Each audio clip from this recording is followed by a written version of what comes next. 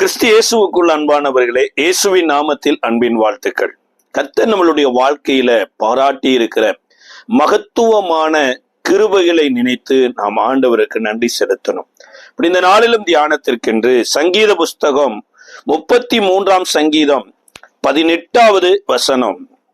தமக்கு பயந்து தமது கிருபைக்கு காத்திருக்கிறவர்களின் ஆத்துமாக்களை மரணத்திற்கு விலக்கி விடுவிக்கவும் பஞ்சகாலத்தில் அவர்களை உயிரோடே காக்கவும் கர்த்தருடைய கண் அவர்கள் மேல் நோக்கமாயிருக்கிறது.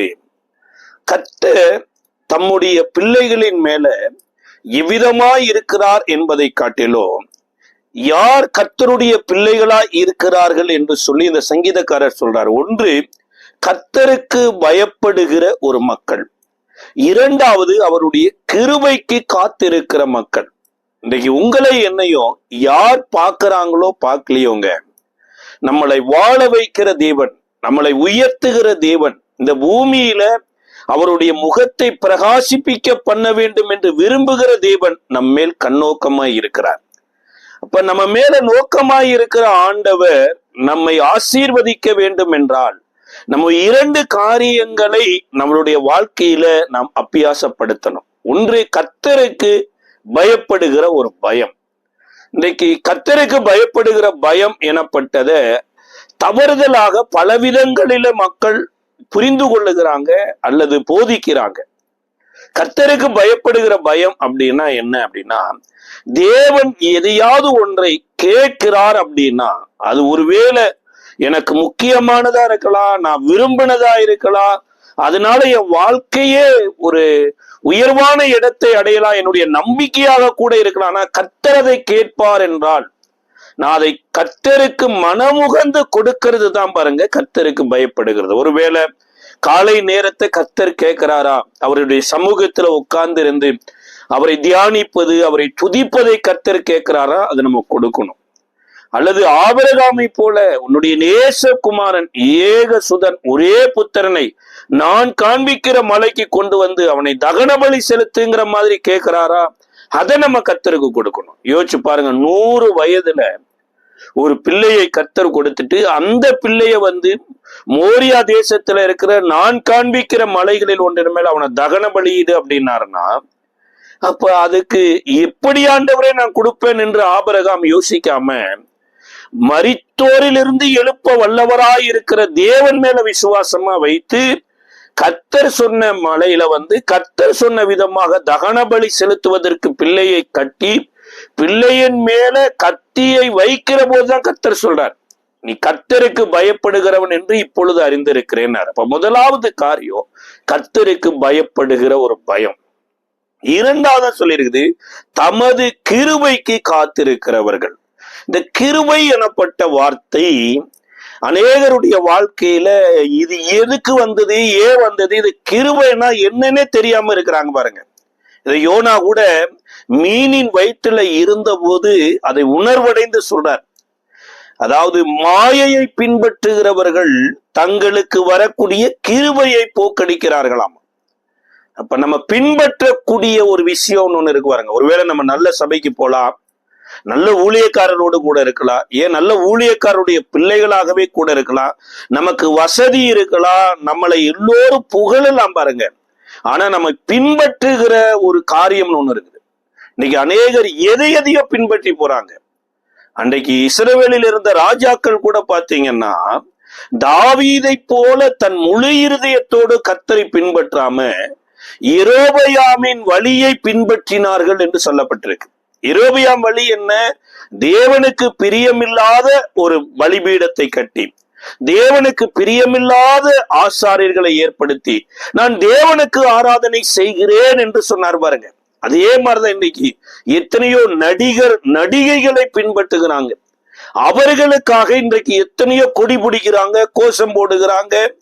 சார், இவர் கர்த்தருக்கு பிரியமான மனுஷனா, இவர் கர்த்தருடைய வழியில நடக்கிறாரா, அவருடைய வாழ்க்கையில கர்த்தர் பிரியமா இருக்கிறாரா என்பதை அதை கவனிக்கிறது இல்ல.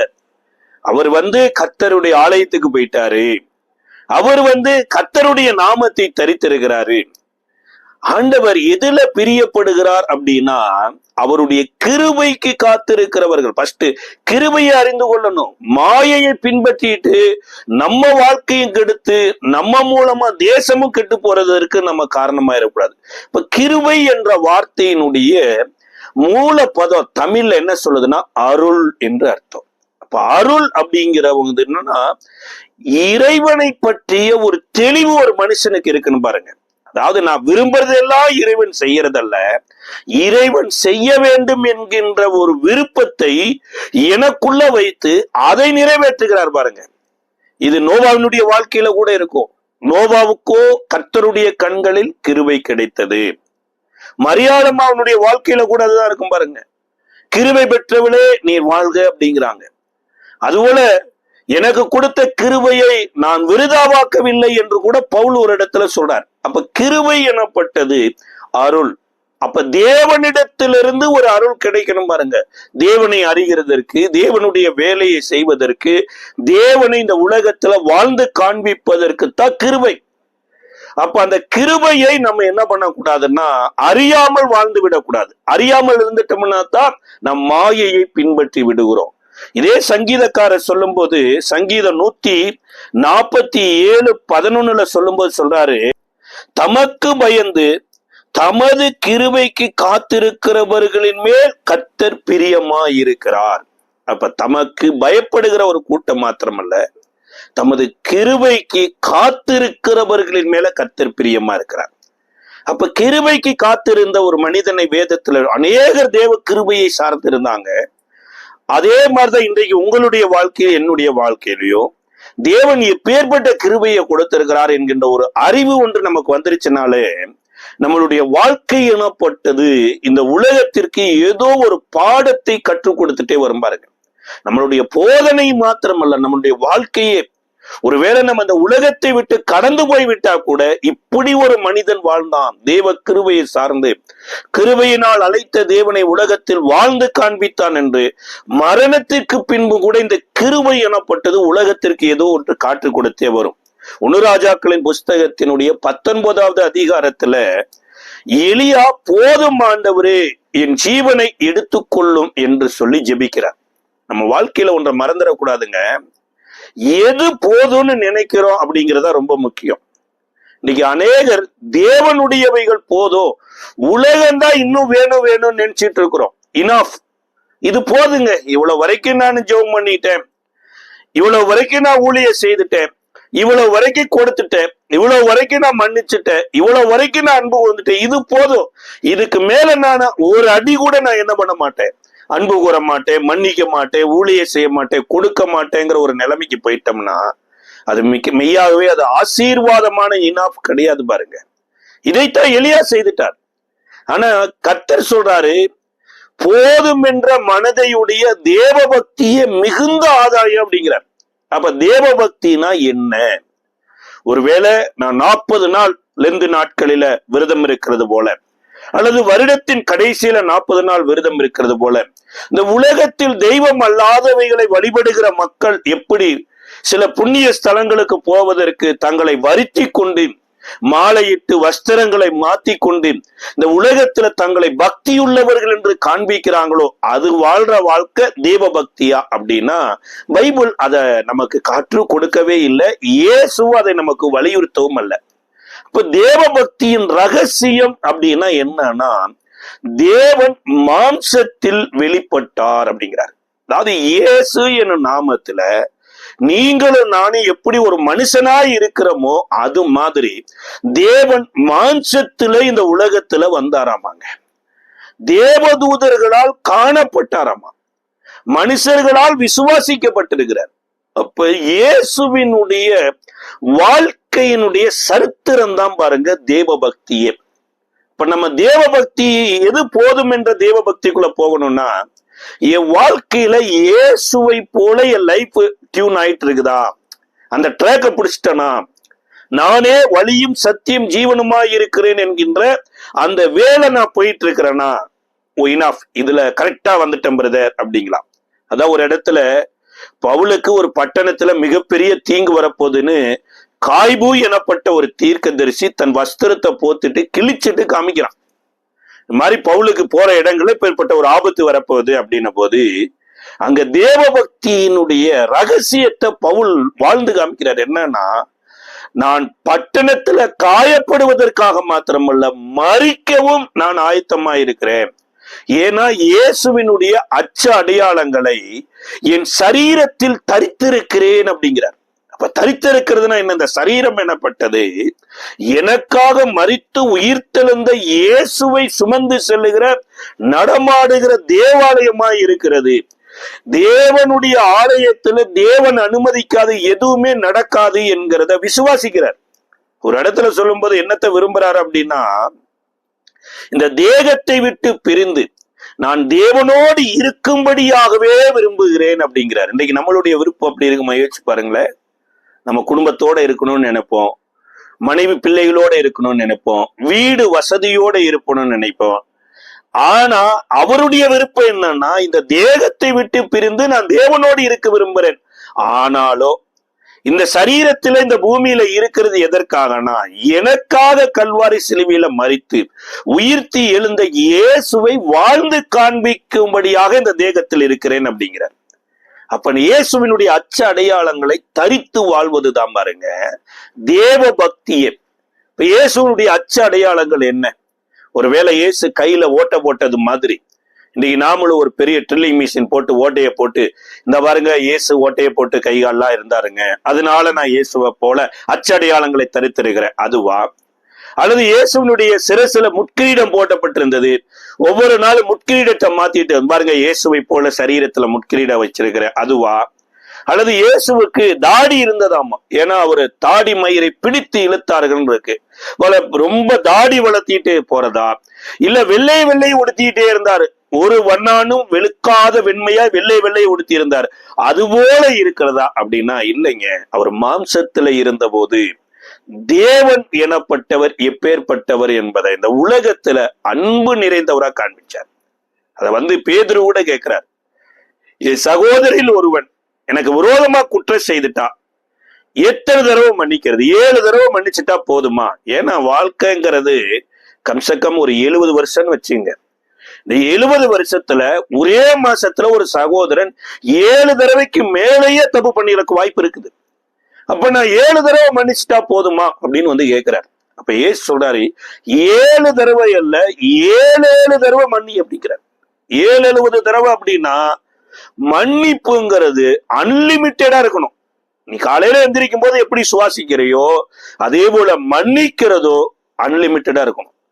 அன்பு கூறுகிறது அதே மாதிரிதான், அப்படி இருக்கணும் பாருங்க. சரி, பேதுருவுக்கு இதை போதித்த இயேசு பேதுருவை மன்னிச்சாரான்னு பாருங்க. இயேசு சிலுவையில் அறையப்படுவதற்கு கொண்டு போகப்படுகிற போது நியாய விசாரிக்கும்படி ஆசாரியர்கள் முன்பா நிறுத்தப்படுறார். அங்க பணிவிடை செய்து கொண்டிருக்கிற ஒரு பெண் இந்த பேதுருவை பார்த்து சொல்றாங்க, உன்னுடைய பேச்சு இயேசுவோடு நீ இருந்ததற்கு அடையாளமா இருக்குது அப்படிங்கிறாங்க. ஆனா அவர் என்ன சொல்றாரு? பேச்ச மாத்துறாரு பாருங்க. இயேசுவோடு இருக்கிற மனுஷனுடைய வாயின் வார்த்தை ரெஸ்பெக்டா இருக்கும். சிறு பிள்ளைகளை கூட வாங்க பொங்கன்னு தான் பேசுவாங்க, பெரியவங்களை கூட மதிச்சு தான் பேசுவாங்க. அதுபோல ஒவ்வொரு தேவனுடைய பிள்ளைகளும் மனிதர்களா இருப்பது மாத்திரமல்ல, மனிதர்களை மதிக்கிறவர்களா இருப்போம். 3.5 வருடம் இயேசுவோடு இருந்துக்கு பேதுருவுக்கு இப்படிப்பட்ட வார்த்தை வந்துருச்சு. ஆனா அந்த நேரத்துல வார்த்தையை மாத்தியே ஆகணும். இப்படி மாத்தினாத்தான் இவர் இயேசுவோடு இல்லை என்பதற்கு அடையாளமா பேதுரு தாறுமாறா பேச ஆரம்பிச்சிட்டாருங்க. ஊழியக்காரங்களா இருந்தாலுமே நம்மளுடைய வாயின் வார்த்தைக்கு நிறைய வலிமை இருக்குது. வாய்க்கு வந்தபடியெல்லாம் பேசிடக்கூடாது. சில பேர் மேல நமக்கு கோபம் இருக்குதுங்கிற கொசரம் அந்த கோபத்தை நம்ம வார்த்தையில வெளிவிட்டுட்டோம்னா ஒருவேளை கோபம் வேணா அழிஞ்சிரும் பாருங்க. ஆனா கோபத்தில் வந்த வார்த்தைகள் அது செடியாகி குடியாகி மரமாகி காயாகி கனியாகி பலவிதமான தீமைகளை விளைவித்து விடும். பேதுரு பாருங்க அந்த நேரத்துல சத்தியம் பண்ணவும் சபிக்கவும் தொடங்கிட்டாராமா. மறுதளிச்சாரு, சத்தியம் பண்ணாரு, சபித்தாரு. அதாவது என்னென்ன அந்த நாட்களில தேவனற்றவர்கள் பேசுகிற உஷ்டான வேடெல்லாம் அந்த நேரத்துல பேதுரு பேசியிருக்கலாம். ஏன்னா எல்லாம் பேசினதை எழுதணுமா இருந்தா பைபிள்ல இடம் இல்லை. 3 விஷயத்தை மாத்திரம் அது ஒரு ரத்தின சுருக்கமா சொல்லப்பட்டிருக்குது. அவன் மறுதளித்தான், அவன் சத்தியம் பண்ணினான், சபித்தான் என்று. ஆனா இந்த மூன்றுக்கு இடையில எத்தனையோ வந்திருக்கலாம். இந்த நேரத்துல இயேசு என்ன பண்ணிருக்காரு? மன்னித்தார் அப்படிங்கிறதுக்கு என்ன அடையாளம் தெரியுங்களா? இந்த பேதுருவை பார்த்தாரு பாருங்க. அந்த பார்வையே, பேதுருவே உண்மையாலுமே நீ எனக்கு தெரியாத உன்ன யோசிச்சு பாரு. உங்க மாமி வியாதிப்பட்டு இருந்த போது நீ என்ன உன் வீட்டுக்கு அழைத்துட்டு போலையா? உன் மாமியை நான் சுகமாக்கி உங்க மாமி எனக்கு சேவை செய்யலையா? நீ என்ன உண்மையாலுமே எனக்கு தெரியாதுன்னு சொல்றியா? இந்த பார்வையில 1000 கேள்விகள் இருக்குதுங்க. படகுல மீனே இல்லாம கடன் பிரச்சனை வேற, இது நடுவுல கடல்ல மீன் கிடைக்கல என்று கலங்கி நின்ற போது ஒரு படகுல அமர்ந்திருந்து உனக்கு ஒரு படகு மீன் கொடுத்தது மாத்திரமல்ல, உன் கூட்டாளிக்கு ஒரு படகு மீன் கிடைக்க உதவி செய்தனே, என்ன உனக்கு தெரியாதா அப்படின்னு கூட கேட்கல. அல்லது ஒரு நாள் பண தேவையோடு கூட இயேசுவை சந்திக்க வந்த போது, நீ போய் கடல்ல போய் ஒரு தூண்டில போடு, முதலாவது அகப்படுகிற ஒரு மீனை பிடித்து அதன் வாயை திறந்து பாரு, ஒரு வெள்ளிக்காசு இருக்கோ அதை எடுத்து உனக்காக எனக்காக செலுத்து, இப்படி பண உதவி எல்லாம் நான் செய்தனே, உண்மையாலுமே எனக்கு தெரியாத உன்ன? அல்லது நீ உண்மையாலுமே எனக்கு தெரியாதுன்னு நீ சொல்றியா? அல்லது பரலோகமே உனக்கு இதை வெளிப்படுத்தி கொடுத்து மாம்சம் ரத்தமே இதை வெளிப்படுத்தலன்னு சொன்ன போது நீ பாக்கியவான் என்று எல்லோருக்கும் முன்னாடி உனக்கு பேர் கொடுத்தனே, உண்மையாலுமே என்ன உனக்கு தெரியாதா என்று கேட்கவே இல்லை. எத்தனையோ இடங்கள்லங்க யவீருவனுடைய மகளை உயிரோடு எழுப்பின போது, அல்லது மறுரூபமான மலையில எலியா மோசேவெல்லாம் வந்த போது இந்த பேதுரு கூட தான் இருந்தார். கெத்செமனே தோட்டத்துல கூட எல்லாரும் மறுதளித்தாலும் நான் மறுதளிக்க மாட்டேன் என்று சொல்லி இவ்வளவு எல்லாம் அறிந்த ஒரு மனிதன் தனக்கு யாருன்னே தெரியாதுன்னு சத்தியம் பண்ணின போது இயேசு ஒரு வார்த்தை கூட கேட்கல. இதுதாங்க ரியலான தேவ பக்தி இயேசுவுக்குள்ள இருந்தது பாருங்க. இன்றைக்கு ஏதோ ஒரு காரியம் நமக்கு செய்ய வேண்டியவங்க செய்யாம போயிட்டா நான் சாகர வரைக்கும் பேச மாட்டேன். அல்லது ஏதோ பணம் வாங்கினவங்க திருப்பி கொடுக்கலனா உடனே அவங்க பிசாசின் பிள்ளைகள். இந்த பணம் கொடுத்தவங்க எல்லாம் தேவதூதர்கள். சார், உங்க சகோதரன் ஒருத்த அடிமையா வந்திருந்தான்னா ஒருவேளை 7 வருஷம் அந்த அடிமையா இருக்கும்போது அவனுக்கு வேண்டிய பணத்தையும் கொடுத்து 7வது வருஷம் ஜூபிலி ஆண்டுன்னு அவனை விடுதலையாக்குனர். ஏன்னா நீ அடிமையில இருந்த உன்ன அடிமைத்தனத்திலிருந்து விடுதலையாக்குனதுனால உன் சகோதரில் ஒருவனும் அடிமையா இருக்க கூடாதுன்னு தேவனுடைய கற்பனை இருந்தது. இன்னைக்கு எத்தனையோ பேருடைய வாழ்க்கையில பாருங்க இந்த தேவ பக்தியே இல்லை. இந்த தேவ பக்தியின் வேஷத்தை தரிச்சுக்கிறாங்க. நகையை கழட்டிக்கிறோம், பூ வைக்கிறது இல்ல, பொட்டு வைக்கிறது இல்ல, அந்நிய தெய்வங்களுடைய நாமங்களை சொல்றது இல்ல. ஆனா நம்மளுடைய வாழ்க்கையில தேவ பக்தி இயேசு எங்க இருக்கிறாரு யோசிச்சு பாருங்க. இதற்கு பின்பு இயேசு உயிர் தெழுந்துட்டாருங்க. 3ஆம் நாள் உயிர் தெழுந்ததுக்கு அப்புறம் பேதுருவின் இடத்துல போய் நீ என்னென்ன கெட்ட வார்த்தை பேசின பேதுருவே அப்படின்னு லிஸ்ட் போட்டு கேட்கல. எப்படி எப்படியெல்லாம் மறுதளிச்ச அப்படின்னு கேட்கல. எப்படி எப்படியெல்லாம் சத்தியம் பண்ணன்னு கேட்கல. இவர்கள் எல்லோரிலும் என்னிடத்தில் நீ அன்பாயிருக்கிறாயா? அதாவது ஒரு மனிதன் அன்பாயிருந்தா தாங்க மற்றவங்களிடத்துல அன்பை எதிர்பார்க்க முடியும். அந்த அன்பை எதிர்பார்க்கிற மனிதனும் அன்பை கொடுக்கிறவரா இருக்கணும். இதுதான் இயேசு வாழ்ந்து காண்பிச்சார். மாம்சத்தில் வெளிப்பட்ட இயேசு. பேதுரு அந்த நேரத்துல சொல்றாரு, ஆண்டவரே உம்மை நேசிக்கிறேன் என்பதை அறிவீர் அப்படின்னு. நானா செய்யல, என் பலத்தை மிஞ்சி ஏதோ ஒன்னு என்ன ஓவர் கம் பண்ணிருச்சு. நான் உனக்காக உயிரையே கொடுக்கணும்னு தான் நினைச்சிட்டு இருந்தேன், ஆனா என்னாலேயே முடியல. அப்ப ஆண்டவர் அன்பு கூர்ந்ததுல அடையாளம் என்ன தெரியுங்களா? என் ஆட்டுக்குட்டிகளை மேய்ப்பாயாகனார். இப்ப ஆண்டவர் நம்மளிடத்துல எதை எதிர்பார்க்கிறார்னா தேவ பக்தியினுடைய ரகசியத்துல அன்பு நம்மளிடத்துல இருக்குதா இல்லையா? அதாவது இயேசுவை போல நம்ம அன்பா இருக்கிறோமா இல்லையா? அதுதான் முக்கியம் பாருங்க. அப்ப கிருபை எனப்பட்டது எதற்கு கொடுக்கப்பட்டிருக்கிறதுங்கிற ஒரு அறிவு இல்லைன்னு வச்சுக்கோங்களேன். நம்ம வாழ்க்கையில எதையோ பெருசா நினைச்சிட்டு ஓடிடுவோம்.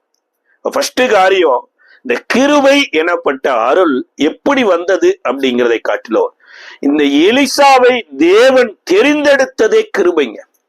எலியா சொல்றாரு, போதுமாண்டவரே என் ஜீவனை எடுத்துக்கொள்ளும், என் மீட்பிதாக்களை பார்க்கலும் நான் நல்லவன் அல்ல அப்படின்னாரு. அந்த போதுங்கிறத இனாஃப், அது தேவனுடையது போதும் அப்படின்னு நினைக்க கூடாது பாருங்க. தேவன் எனக்கு கொடுத்திருக்கிற தேவனுக்குரியவைகள் போதும், இனிமேல் பட்டு நான் தேவனுக்காக நான் நிக்க மாட்டேன் அது சொல்லக்கூடாது. தேவனுடைய கிருபை எனக்கு போதும்.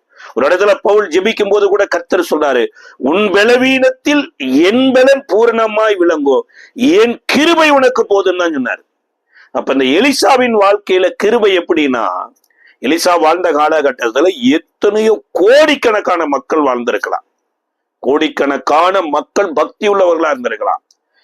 இவர்களின் நடுவுல எலியாவின் இடத்துல சொல்றாரு பாருங்க, நீ இங்கிருந்து அதை வாசிக்கிற போது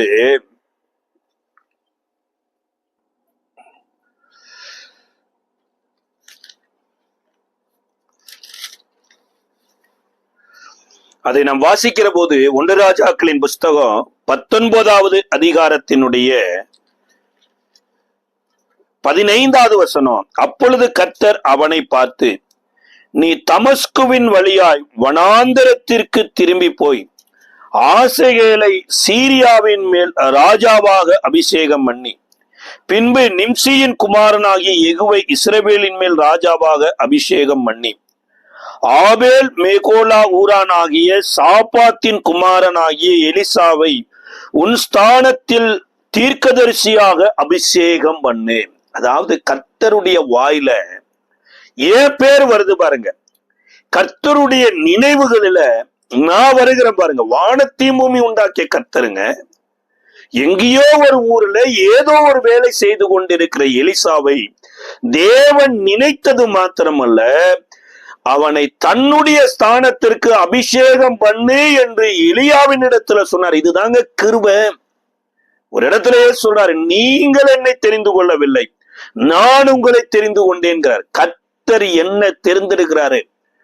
இந்த வானத்தையும் பூமியை உண்டாக்கிய கர்த்தருக்காக வாழும்படியாய் என்ன முன்குறிச்சிருக்கிறாரு. ஏன் பேரை சொல்லி எனக்கு என்று சொல்லி ஒரு மகிமையை கொடுக்க வேண்டும் என்று அவர் விரும்பி இருக்கிறார் பாருங்க. இதுதான் கிருபை. இந்த கிருபையை சார்ந்து கொள்ளணும், இந்த கிருபையை காத்து கொள்ளணும் பாருங்க. சில நேரம் ஆரம்பத்துல நம்ம கிருபையை உயர்த்திட்டே இருப்போம் பாருங்க.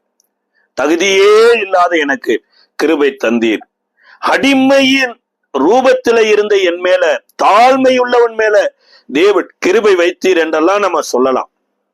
ஆனா கொஞ்ச காலம் இந்த தேவனால பயன்படுத்தப்படுகிற மக்களோடு சேர்ந்து பயணித்ததுக்கு அப்புறம் நம்ம கிருபைக்கு காத்திருக்க மாட்டோம். எதையோ நம்மளுடைய வாழ்க்கையில அபியாசப்படுத்த முயற்சி பண்ணுவோம் பாருங்க. இது எலியாவினுடைய வாழ்க்கையில தேவன் எத்தனையோ மகிமையான காரியத்தை செய்திருந்தாலோ, எலியாவின் ஸ்தானத்திற்கு எலிசாவை அபிஷேகம் பண்ணு என்று சொன்னபோது எலியாவோடு கூட அநேக மக்கள் இருந்திருக்கிறாங்க. இதை நீங்க 2 ராஜாக்களின் புஸ்தகத்தினுடைய 2வது அதிகாரத்தை முழுவதும் வாசிக்கிற போது, எலியா பரலோகத்திற்கு எடுத்துக்கொள்ளப்படுகிற நாள் வந்தபோது அவர்கள் கில்காலில் இருந்து புறப்படுறாங்க. அப்ப கில்காலில் இருந்து புறப்படுகிற போதுதான் எலியா எலிசாவை பார்த்து சொல்றாரு, நீ இங்கே இரு, கர்த்தர் என்னை பெத்தேல் வரைக்கும் நடத்துகிறார் அப்படிங்கிறார்.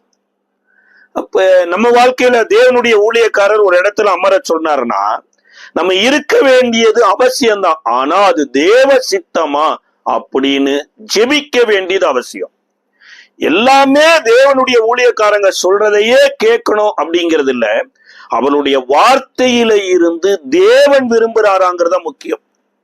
இல்ல ஒரு இடத்தை சார்ந்து வாழ்கிறவங்க, ஒரு பதவியை சார்ந்து வாழ்கிறவங்க, அல்லது ஒரு அந்தஸ்தை சார்ந்து வாழ்கிறவங்க, அவர் சொல்லிட்டாரு பிரதர் அதனால நான் இருக்கிறேன் பிரதர், ஆபத்து வரும்போது அவர் கூட வரமாட்டார். அது முக்கியமான விஷயம். ஏங்க தாவீது அபிஷேகம் பண்ணின சாமுவேலே உயிரோடு இல்லைங்க தாவீது ராஜாவாகிற போது. அப்ப இன்றைக்கு ஊழியக்காரங்களை நம்ம கனம் பண்ண வேண்டியது அவசியம். ஆனா அந்த வார்த்தையில தேவன் இருக்கிறாரா என்பதை பார்க்க வேண்டியது அவசியம். யாரோ ஒருத்தர் சொல்றாங்க, உங்க சம்பந்தி வீடு தான் உங்களுக்கு செய்வன செஞ்சிருக்கிறாங்கன்னு ஒருத்தர் வீட்டுல வந்து சொல்றாங்க. அப்ப சம்பந்தி வீட்டின் மேல நம்ம பகையை வைத்துக் கொள்ளலாமா? அல்லது ஒரு சகோதரி வீடுதான் உன்னுடைய அழிவுக்கு பின்னணியில ஏதோ ஒரு இருளின் ஆதிக்கத்துல இருக்கிறாங்கன்னா அதை ஏற்றுக்கொள்ளலாமா? சார், கல்வாரி சிலுவையில இயேசு சத்துருவையும் சிநேகி என்று நான் தேவனுக்கு சத்துருவாய் இருந்ததை அறிந்து என்னை சிநேகித்து அவர் உயிரையே கொடுத்திருக்கிறபடினால அந்த உயிரை வாங்கி இருக்கிற எனக்கு அந்த உயிர் எதை பிரியப்படுதோ அதைத்தான் நோக்கணும் பாருங்க. அப்ப இங்க எலியாவே சொன்ன போதும் கூட கில்கால்ல எலிசா இருக்கல. அப்ப கில்கால் அப்படின்னா என்ன அர்த்தம்னா வட்டம் என்று அர்த்தம். இந்த கில்கால்ல அநேக காரியங்கள் நடந்தது. இந்த இஸ்ரவேல் மக்கள் வனாந்தரத்துல பிறந்த யாருமே வனாந்தரத்துல விருத்த சேதனமே பண்ணல. வனாந்தரத்துல பிறந்துட்டாலே போதுன்னு வாழ்ந்துட்டு இருந்தாங்க. இன்னைக்கு எத்தனையோ தேவனுடைய பிள்ளைகளுக்கு கூட பாருங்க, ஊழியக்காரருடைய பிள்ளைகளா பிறந்துட்டோம்னா, அல்லது விசுவாசிகளுடைய பிள்ளைகளா பிறந்துட்டோம்னா, சபையினுடைய மூப்பருடைய பிள்ளைகளா பிறந்துட்டோம்னா, கர்த்தர் நம்ம மேல பிரியமா இருப்பார்னு நினைச்சிட்டு இருக்கிறாங்க. நீங்க பிறந்தது தேவனுடைய கிருபையில பிறந்திருக்கிறீங்க. ஆனா கர்த்தர் எதுல பிரியப்படுவார்னா, ஊழியக்காரருடைய இருதயத்தை போல உங்களுடைய இருதயமா மாறணும். சபை உபதேசியாருடைய இருதயத்தை போல உங்களுடைய இருதயமே மாறணும். ஏங்க, ஒருத்தர் கலெக்டரா இருக்கிறாரு, அவருக்கு ஒரு பிள்ளை பிறந்துருச்சுன்னா அந்த பிள்ளை கலெக்டர் ஆயிட முடியுமா? ஒருத்தர் டாக்டரா இருக்கிறாரு, டாக்டருக்கு பிறந்த பிள்ளை அது டாக்டர் ஆயிட முடியுமா? இந்த உலகத்திலேயே அது நியமம் இல்லாத போது தேவனால திரும்ப பிறக்காம எப்படிங்க நீங்களும் நானும் தேவனுடைய பிள்ளைகள் என்று சொல்ல முடியும்? அப்ப இந்த கில்கால்ல தான் யோசுவாவின் புஸ்தகத்தினுடைய 5வது அதிகாரம் 9வது வசனத்துல கர்த்தரே சொல்றார், இந்த வனாந்தரத்துல பிறந்த எல்லோருமே விருத்த சேதனம் எனப்பட்டது பண்ணாம இருக்கிறாங்க, எல்லோரையும் விருத்த சேதனம் பண்ணு அப்படிங்கிறார். இப்ப விருத்த சேதனம் எனப்பட்டது அந்த நாட்களில சரீரத்தில இருந்து ஒரு உடன்படிக்கை பண்ணுகிறது. ஆனா உண்மையான விருத்த சேதனம் இருதயத்துல விருத்த சேதனம் பண்ண பாருங்க. இது ஆணும் பண்ணணும், பெண்ணும் பண்ணணும். இப்ப இன்றைக்கு இருதயத்தோடு கூட தேவனுக்கும் எனக்கும் ஒரு உடன்படிக்கை இருக்குதா? அது ரொம்ப ரொம்ப முக்கியம். இப்ப இந்த கில்கால்ல தான் விருத்த சேதனம் பண்ணப்பட்டதுக்கு அப்புறம் இந்த கில்கால்ல யோர்தான்ல இருந்து எடுத்து கொண்டு வந்த 12 கற்களை அடையாளமா வைக்க சொல்லி சொன்னார். அப்ப கில்கால் எனப்பட்டது என்னன்னா, நான் தேவனுடைய வட்டத்துக்குள் இருக்கிறேன் என்று அர்த்தம். அதாவது உலகத்தானை போல வாழ்வதற்காக அல்ல, நான் ஒரு உடன்படிக்கையின் பிள்ளை, உடன்படிக்கையின் தேவனுக்குள்ள இருக்கிறேன் என்றுதான் அர்த்தம். அது மாத்திரம் இருந்தா போதாது. இதைத்தான் எலிசாவிட்டு சொல்றாரு, இது போதும், விருத்த சேதனம் பண்ணியாச்சா போதும், முழுகி ஞானஸ்தானம் எடுத்தாச்சா போதும், பேர் மாற்றியாச்சா போதும். சார் அது இல்லைங்க, அதிலும் அடுத்த ஸ்தானம் இருக்குது. இதுதான் பெத்தேலுக்கு வருகிற இடம். இந்த பெத்தேல் எனப்பட்டது தேவன் வருவதற்கு முன்பாக யாக்கோபை ஒரு இரவுல தேவன் ஏணியின் படியில வானத்தில இருந்து சந்திக்கிறதுக்கு முன்பாக அந்த இடத்தின் பெயர் என்னன்னா லூஸ் என்று அர்த்தமாமா.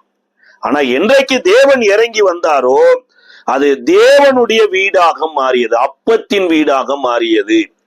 அப்ப 2வது காரியம், அந்த உடன்படிக்கையில் இருந்தது மாத்திரமல்ல, நாம் அப்பத்தின் வீடாகிய தேவனுடைய வீடாக மாற வேணும். பாருங்க, அன்றைக்கு கர்த்தர் வாக்கு கொடுக்கிறார், நீ போகிற இடமெல்லாம் நான் உன் கூட இருப்பேன், உன்ன ஆகாரம் கொடுப்பேன், உடுத்த வஸ்திரம் கொடுப்பேன், திரும்ப உனக்கு இங்க கொண்டு வருவேன் அப்படின்னு வாக்கு பண்ணார். அங்கதான் ஒரு கல்லை நட்டு வச்சு அங்க ஒரு பொருத்தனையும் பண்ணி அந்த இடத்திற்கு பெத்தேல் என்று சொல்லி யாக்கோபு பெயரிடுகிறார். இப்ப பெத்தேலுக்கு வந்தாச்சு. அப்ப தேவனுடைய அப்பத்தை புசிக்கிற மனுஷனாயிட்டேன், கம்யூனியன் எடுக்கக்கூடிய ஆளா மாறிட்டேன், தேவனுடைய சரீரமா மாறிட்டேன். இது போதுமா அப்படின்னா அதுவும் போதாது. பாருங்க, அடுத்து எலியா சொல்றார், நீ இங்கே இரு, கர்த்தர் என்னை எரிகோ வரைக்கும் கூட்டிக் கொண்டு போகிறேங்கிறார். அப்ப எரிகோ எனப்பட்டது வேத சொல்லுதுங்க நறுமணம் என்று அர்த்தமாமா. இந்த நறுமணத்திற்கு இன்னொன்னு என்னன்னா விஸ்தாரமான அப்படின்னு அர்த்தம். இப்ப கர்த்தருடைய பிள்ளைகள் கர்த்தருக்குள்ள கர்த்தருடைய சரீரத்தின் சரீரமா மாறி நம்மளுடைய மனம் கர்த்தரை போல விஸ்தாரம் உள்ளதா மாறணும். எப்படி ஆபிரகாம் லோத்தை பார்த்து சொன்னார், நீ கிழக்க போன நான் மேற்க போறேன், நீ வடக்க போன நான் தெற்க போறேன். என் மனம் ஒரு தயாளகுள்ள ஒரு மனமா இருக்கணும். பாருங்க, அன்றைக்கு சகேயை சொன்னது போல, ஆண்டவரே நான் யாரிடத்தில் அநியாயமா வாங்கினதா அந்த நாளத்திலே திருப்பி கொடுக்கிறேன்னு போல, அது மாத்திரம் என்னுடைய சொத்தை வித்து பகுதியை ஏழைகளுக்கு கொடுக்கிறேன், அந்த தயாள குணம் எனப்பட்டது நமக்குள்ள வரணுங்க. இப்ப அது வந்தா மாத்திரம் போதுமானா, இப்ப இங்க சொல்றாரு எரிகோட இருன்னா, எலிசா சொல்றாரு இல்ல இல்ல உங்கூட நான் வருவேன் என்று சொல்லதான். இப்ப யோர்தானுக்குள்ள வர்றாங்க. இந்த யோர்தானுக்குள்ள உள்ள வர்ற வரைக்குங்க எலியாவுக்கு எலிசாவின் விருப்பம் என்னன்னே தெரியல. இப்ப யோர்தானுக்குள்ள உள்ள வந்ததுக்கு அப்புறம் தான் எலியா எலிசாவை பார்த்து கேட்கிறாரு, நான் உன்னை விட்டு எடுத்துக்கொள்ளப்படுகிற நாள் வரும்போது உன்னுடைய வேண்டுதல் என்ன? ஏப்பா என்னை இப்படி தொடர்ந்து பற்றி கொண்டு வருகிற அப்படின்னா, இந்த விருப்பம் எனப்பட்டது எலிசாவின் விருப்பம் இல்லைங்க. இது கர்த்தர் எலிசாவுக்குள்ள வைச்ச விருப்பம்.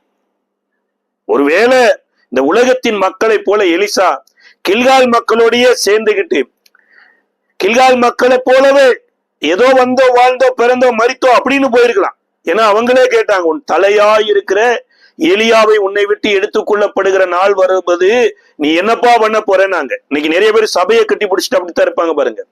சபையில கிடைக்கக்கூடிய பதவியை கட்டி பிடிச்சிட்டு அப்படித்தான் இருப்பாங்க. இதுதான் பெருசு. இதை தவிர உலகத்துல ஆசீர்வாதமே இல்ல பிரதர்.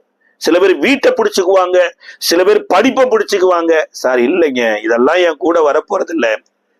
என்னை தெரிந்தெடுத்த கிருபை, என்னை எதற்காக தேவன் அழைத்தாரோ அந்த கிருபைக்கு நான் காத்திருக்கிறேன். இப்ப அந்த யோர்தானுக்குள்ள வந்த போதுதான் 2 பேரும் பேசிக் கொள்றாங்க.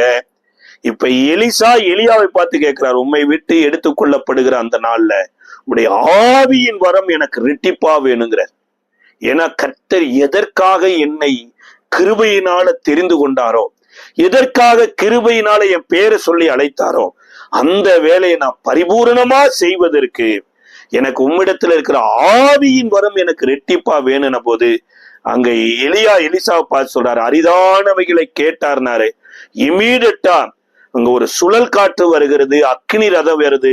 இருவரையும் 2ஆ பிரித்த போது எலியா சுழல் காற்றிலே பரலோகத்துக்கு எடுத்துக்கொள்ளப்படுகிறார். இப்ப கிருபைக்கு காத்திருக்கிற எலிசாவுக்கு எலியாவின் மேலிருந்த சால்வையை தேவன் இறக்கி, எலியா கடைசியா செய்த அற்புதத்தை எலிசா முதலாவது செய்யும்படியாய் இந்த சால்வையை முறுக்கி அடிக்கிறாரு. சொல்லப்பட்டிருக்குது, எலியாவின் தேவன் எங்கங்கிற ஒரு வார்த்தை இந்த கிருபையின் தேவனை சார்ந்து ஆரம்பிச்சாரு பாருங்க. வேத சொல்லுது, எலியா செய்த அற்புதத்தை காட்டிலும் இரட்டிப்பான அற்புதத்தை செய்தது மாத்திரமல்ல, இந்த பூமியில எலிசா மரிச்சதுக்கு அப்புறம் அந்த கல்லறையில ஒரு வாலிபனை வச்சாங்க பாருங்க. வாலிபன் உயிரோடு எந்திரிச்சிட்டான். அதான் சொல்லுது, தம்முடைய கிருபைக்கு காத்திருக்கிற மேல கர்த்தர் பிரியமா இருக்கிறார். ஒருவேளை உங்களுடைய வாழ்க்கையில நீங்க இந்த கில்கால் மக்களை போல வாழ்ந்துராதீங்க, அல்லது எரிகோ மக்களை போல வாழ்ந்துராதீங்க, பெத்தேல் மக்களை போல வாழ்ந்துருவான். அவங்க எல்லாம் அங்க பிறந்ததுனால அங்க இருக்கிறாங்கங்க. கர்த்தர் உங்களுக்கு கிருபை தந்ததுனால அந்த வழியா வர்றீங்க. அந்த வழியில போய் டென்ட் போட்டு தங்கிடக்கூடாது. அவர்கள்லாம் அதற்கு என்று நியமிக்கப்பட்டவங்க. நீங்களும் நானும் நம்மை சிருஷ்டித்த தேவன் கிருபையினால் அழைத்து அவரை போல வாழ்ந்து இந்த உலகத்தில ஓட்டத்தை முடிப்பதற்கு அழைக்கப்பட்டு இருக்கிறோம். அந்த தேவனை சார்ந்து கொள்ளுங்க.